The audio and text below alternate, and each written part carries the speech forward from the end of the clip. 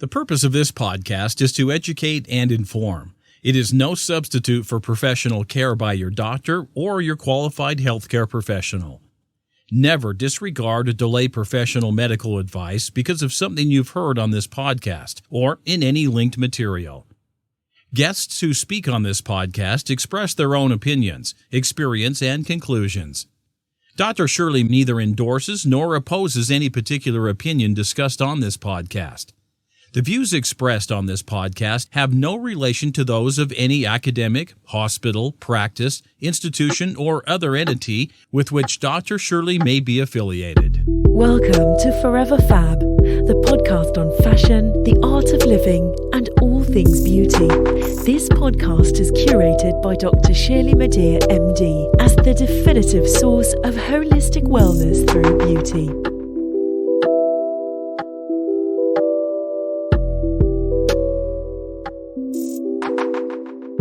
Welcome back to part 2 of the Forever Fab podcast with my guest, Rebekah Love. Rebekah, you are a professional organizer and, a making your life better consultant. What would you say are the top 3 things we should throw away or give away if we are to start a do-it-yourself clutter project? And these don't have to be specific things, like throw away those burnt pots and pans. What are the sort of, in general, 3 things that we should give away if we want to start a do-it-yourself declutter project? No, I love it. The basics. The basics. So the first thing, I know this is very basic, but like mismatch hangers, y'all, we gotta just choose the one and just go with that one. That's it. Because visually it just creates, my hangers match for every sort of type of clothing. Pants are one color, dresses are another color. And visually, it's actually very helpful for me. I'm a very visual thinker. It's actually very helpful for me to just see like all tan because I know those are dresses. And not only that, then I subdivide the organization into all pink, all black, all blue, whatever. So for me, visually, that's extremely helpful. So that's one thing. Same color hangers. Yeah, I feel like I need an invite into the closet now because I'm visual too. So I'm like, wait, I have to see this in person. So mismatch hangers. I would say this feels like a very obvious one, but like things that don't work, like appliances. Maybe you have doubles of things. You may have like a bunch of batteries that don't work. Ooh. Just things that like don't work that. Yes. Can't use. And what's the third? Yeah. The third is not something physical. So I know some people hate this, but get rid of the idea that like your home has to be filled to the brim with things, that every corner, every cabinet, every space has to be occupied with something. Let go that idea. And I would say welcome the idea that empty space is good space. And on that last point that you mentioned about not every space has to be filled and the value of having an empty space, what do you think the importance is of creating either an entirely clear space in your home or even just one space within your home or office that is clear? What do you think the health impacts of having or being in a clear space are? So I think the opportunity to like explore new things and buy new things, like that's fun. No, I love to buy stuff. I like stuff. I like stuff that I use. I like stuff that I use, and it's important to have things that actually make your space feel good. And so the point of an empty space is to give your space the opportunity to breathe. And so when your space can breathe, like you can breathe. Yes. And you have to remember you're always going to find something to buy. So empty space actually gives you the opportunity to get excited and not think about like, oh, I'm buying this. Oh, where's it going to go? And then you're adding to the clutter. But empty space just creates excitement and opportunity for like new. Yes. I'd like to segue off of that because it's a perfect answer that you gave. Not that there's a right or wrong, but that answer was perfect. It's been said, and I think this is a quote from maybe Joshua Becker, but it's been said that The first step in crafting the life that you want is to get rid of everything you don't want. So, how do we even begin to separate ourselves from the stuff that we claim to love? You just mentioned starting with the basics and getting rid of the things that don't work. But on a deeper level, how do we begin to get rid of that stuff in anticipation of creating the life that we want? Yeah. I love starting from like where you are and really being honest about where you want to go. Because when you know where you want to go, it creates like a great foundation to make things that don't belong there just to fall off, right? So like Yeah. say you don't want to buy a home, you want to buy a condo. That's me. That's just me. Like I know I don't want a 2-floor house. I want a duplex. So I automatically know like certain things that don't fit into the vision of a 2-family, white picket fence home. Yes.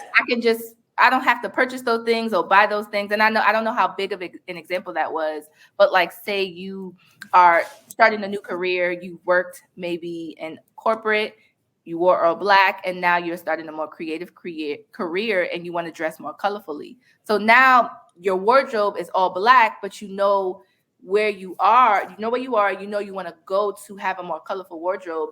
You can easily start to kind of like pick off those clothing items that don't kind of fit into where you want to go. And so that is just kind of like the way you ground yourself in a deeper way to clear your space when you're thinking about where you're going and what is not fitting in that future. Very good examples. Thank you. It's also been said that prosperity will not come into a cluttered home. I have a friend who, every time she felt stuck, and she was a freelancer, a creative freelancer, and every time either business was slow, she wasn't getting clients, she just said, you know what, I'm just going to clean up my apartment. And she had a relatively clean apartment, but it was a really tiny apartment. But she just figured out a way to reorganize it and somehow clear the clutter that she did have. And wouldn't you know it, she would get back to me a few weeks later. She was like, listen, I cleaned up my apartment, and wouldn't you know it, at the end of my cleaning, I got a new client call me, and I'm going to do, this show or whatever. Yeah. So, I mean, that was one example, but do you really believe that there's truth to that prosperity will not come into a cluttered home? Absolutely. I think energetically, when the energy within you is stagnant, the energy in your space could be stagnant. Even, you inviting people, all of your, everything that comes into your space, that circulates your space, it impacts the space. And ultimately impacting you and your life and your thoughts. And so when you're cleaning, literally wiping off dust, literally opening up the window and letting energy out, saging, smudging, lighting candles, like you're allowing the energy to not only like renew, but also to move around. And so that, I think, karmically, you're just moving around things within you. And so we're connected to that space. So I think that's one, moving the energy around. And I think in terms of like creating or feeling like you have a sense of control, I know for me, sometimes if I feel stressed and overwhelmed, sometimes cleaning does ground me, and it does make me feel it can be therapeutic. And so if you feel like you can't control anything, but you can control the cleanliness of your home, you can control removing things, that's empowering. Yes. Automatically. And you're almost like refocusing your time and your energy into something that is productive and positive. And so that energy just translates into you, doing the work or, inviting the new opportunities in. So that's also psychological, though, because you just described that the act of clearing your physical clutter or your physical space has an obviously positive effect on clearing your mental space. Absolutely. Our mental and our physical are completely connected, for sure. Now, how would you suggest that we avoid creating clutter in the first place? I love this question. Okay, so I have some like real tips that may or may not be popular, but I think they're super helpful. So I sometimes follow a zero waste lifestyle. And what that looks like is like when you go in food shopping, and rather than taking in new produce bags or grocery bags, like you're actually bringing your own produce bags and you're bringing your own grocery bags. This really reduces, like, the less trash you bring into your home. Think about how many bags, garbage that you take out your home. Think of your fridge filled with like produce bags. So like things like that do create clutter, even if you're accumulating your grocery bag. So it's really like thinking about and that was an example of like trash, plastic. What are ways that you can reduce the things that are coming into your space, and think of the everyday things that you're bringing in. I would suggest, like, we all have reusable bags. I know we all do. Yes. I know we have a billion Target bags. Like, put them in places, that you can easily grab. And it's just a simple switch, but that's helpful in just reducing stuff.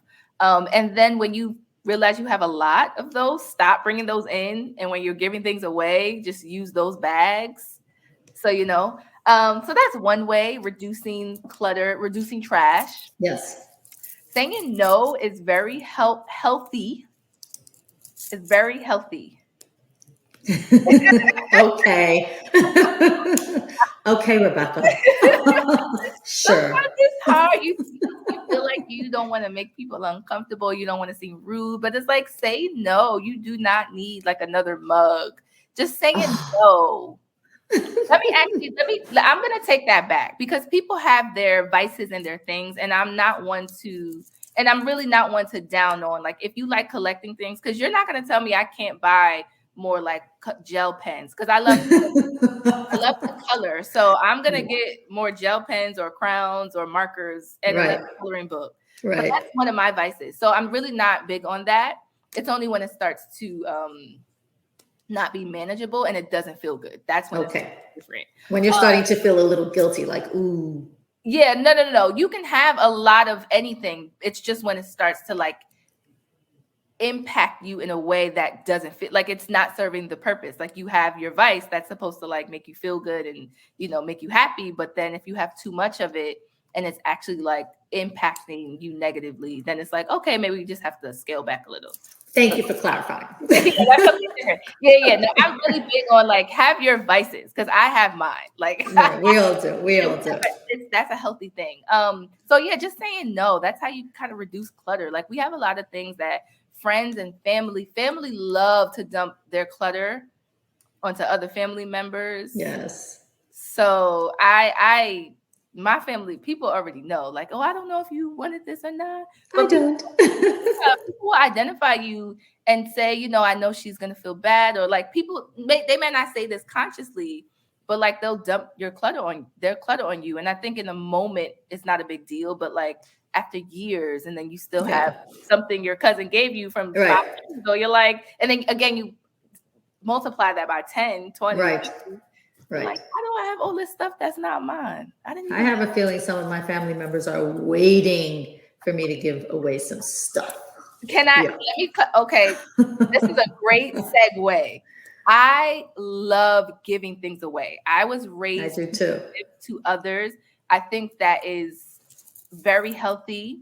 And I think I do not want us to stop that tradition. I think it's beautiful. I think the whole idea of having things is to use them. Like, I feel like this feels like having things to have things. Like, that's not what we're doing. I want to give things to people that not only need them, but you're going to use it. Mm-hmm. And I feel it's not a radical concept, but I think sometimes it gets lost on us. So like, yes, give things to people. If you have clothing, I'm pretty sure your family would love to raid your clothing. I mean, I want to see the closet now. That visual. But it's like, if your little niece is, she's going to college, she's turning 18 and 19, and, she wants to wear dresses, and she's always loved and commented on your dresses, absolutely gift her some of your dresses. Like, we don't have to like feel guilty about that. Like, that's a positive, that's very useful. That's a useful way to like declutter. Right. Yeah. Excellent. Now, how does one stay organized, in your home if you have young children and or pets? So I'm going to be honest. You can't. Honest. Okay. I have an 18-month-old. So congratulations. Thank you. I'm still learning about organizing, and I think it's a little challenging. And I'll give you some of the things that I do, and one specific thing, and then something philosophical, because I love my philosophies. Yes. So I think the first thing is still keeping to the rule of keeping things at a minimum. Like the things that she uses, we keep. The things she plays with, we keep. I have no problem throwing out toys or getting rid of toys that I feel even within 18 months. So there's still that system, that foundation of like, okay, she's outgrown these clothes. Now give them to another mom. So that system is still the basics. Now, in terms of, I feel like one of the challenges is keeping your space feeling like it's manageable. So like, okay, you have all of these toys, she plays with them.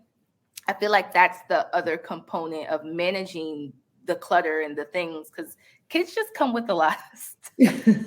They're like, what I think they're like adult roommates, and I'm like, oh my god, they really. I know. I actually have 2 dogs, and I have a basket where I keep all the toys in one corner in the, family room, living room, whatever. One basket, one corner. And they are now, tall enough height that they can just go in and stick their noses in it and then literally pull out the toys and play with it for a second and then go out and pull out another one and play. And all I'm doing is, if I'm running after those pets to pick up every single toy, I actually would probably lose some weight and I'd be able to get back into the clothes in my closet. But that's not the point. The point is, so you're right. It's a work in progress. But you gave up a great example, and that was like my segue. I have like a basket for my daughter, and the basket has changed. Organization is about like going with the flow. Yes, like it's a dynamic process. Yes, it's a process, and you update it. So she used to have a bigger basket of toys, but as I scaled down, I was able to get a big basket, but still smaller. And that's her toys all fit in one basket, aside from like these 2 big toys. Yes. And it's helpful, just pull it out. And then when she's done, I've been trying to show how to put it back. She's like, nah, Mommy, you do it. She just takes it back out. But it's still helpful because I'm able to, if my niece wants to help me clean up. Yes. That's the toy basket. So, yeah. Very nice. Very nice. Oh my gosh, we're coming to our end. This is the second to last question. Okay. And this is related to the workspace. We've been speaking quite a bit about your home, but in your workspace, 2-part question. What is the one thing you would do to keep your workspace manageable and neat and tidy? And what is the one thing you would not do in order to keep it tidy? So what would you do in your workspace to keep it tidy and manageable? And what would you not do to help ensure that it is tidy? Okay, so what I do is to keep the one thing I use consistently. So keep it clear of anything in the day-to-day. So the only thing that stays is my laptop. And so everything else kind of gets put away. So that's the one thing that I do. So it's not like it doesn't have other things that live on the desk. It's just clear. So when I'm ready to work, I'm just able to sit down. And this is how I particularly like my desk, because I end up cluttering it throughout the day with my notebooks and things like that. Yes. Those don't live there. Right. So for example, I have a stack of research papers, which every time I go through the journal, I'm like, oh yeah, I need to read this. And invariably, I don't read it by the end of the day because I'm working all day, and sometimes late into the evening, I'm like, okay, I'll read it tomorrow. Okay, actually, I'm going to read it next week. So now I have a stack of research papers. Right. So I agree. Yeah. So that's what I do. And what would you not do? What would I so that you could keep your desk clean and tidy? Like I have this rule that in order for me to keep my desk tidy is that I will not eat at my desk. I will eat someplace else, not in the same place where I'm working. Okay. So what would I not do is not tidy it up at the end of the day, because I am one to kind of like, I'll eat at my desk. I'll do a lot of things at my desk. Yes. So I think that's why I start the day. What I always do is start it clear, and then I end it with cleaning it. So I'll never like end my workday without cleaning up my desk. So yes, that's the thing. that thing. Yeah, because I'm like, it's not anything that I don't do, but I'm like, okay, I wouldn't not. Yes. It's kind of a weird question. Yeah. But you got it. I can't believe this is the end of our conversation. This is so good. Thank you. You are so good. Oh, This is the Fab Five, Ms. Rebekah Love. What are your top 5 recommendations for living a beautiful, decluttered, and fabulous life? I will write these down. So okay, this feels so simple, but it really is like the first one I think of. So journaling painfully, honestly, every day, every other day, and really investigating, reflecting, going deep, doing like the dark shadow work. That to me is kind of, it's corny, but like that's like decluttering your mind. I guess, that's really releasing and addressing things. When you have control, when you are connected to the things that hurt you, the things you love, that makes it when you go out into the world, you're able to own yourself, you're able to own your life, you move differently when you are connected to yourself. And I know for me, journaling, that is just like 10 out of 10, always the top. So journaling, but journaling intentionally, journaling when it hurts, journaling when you don't want to be honest with yourself. Like that's the thing. Yeah, that's deep. All right, what's number 2? Yes, number 2. Okay, having vices that you don't really share with anybody, like not necessarily that you don't tell anybody about it, but like things that you just do for yourself, just to like make you feel good. And it's not for anyone. It's not for sale. It's not necessarily something you do for others or for the public, not for public consumption, but for yourself. And we talked about those vices. Like coloring is one of the things that I do. Okay. Number 3. Oh my God, why does this feel so hard? It isn't hard. It's just fabulous. Okay. I know you've given me so many tips already, but I'm sure, but these are like the ultimate tips, like what you would do to live like your most fabulous, loudly, boldly, incredible, beautiful life. Okay, so this is one that I love. Okay, so not take yourself too seriously and like having fun. I think I love having a young spirit. I love laughing at myself. If you know me personally, you will find me laughing at myself. I love making others laugh. I feel like when I tell people my story, they're like a little bit shocked a bit because I don't wear it on me. And that is intentional. So intentionally not taking yourself seriously, intentionally having fun. This world is heavy enough. Yeah. I hold on to our hardships because we have a long road ahead. So God willing, right? God willing. So let's choose to not take ourselves seriously and just have fun all the ways possible. Perfect. Number 4.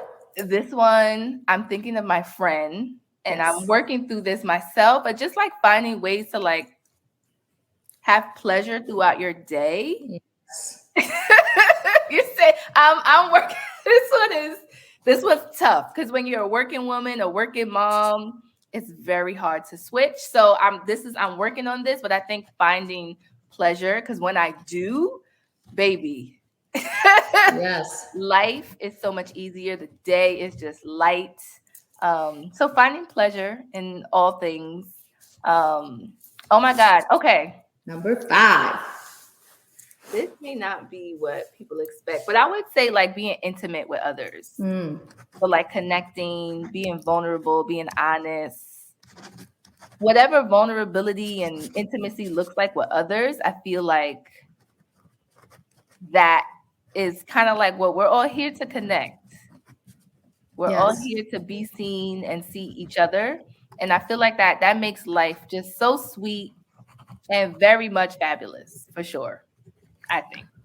I love it. That is your Fab 5, and it's going down on the record.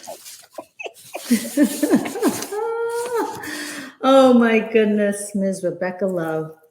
Thank you so much for your time today and your expertise and your light and your joy. This brings us to our close of this week's Forever Fab podcast episode with my fabulous guest, Rebekah Love, founder of Organize for Love. Do you want to feel more inspired and creative in your space? Schedule an in-home or virtual organizing consultation by visiting organizeforlove.com. Also, check out Rebekah and her business online socially at Organize for Love on social. Thank you again, Rebekah. And thank you, my listeners, for listening to this week's Forever Fab podcast episode. Until next time, stay beautiful and fabulous inside and out. Thank you for listening to this week's episode of Forever Fab, the podcast on fashion, the art of living, and all things beauty, curated by Dr. Shirley Madeir, MD. Live beautifully and help make the world a more beautiful place.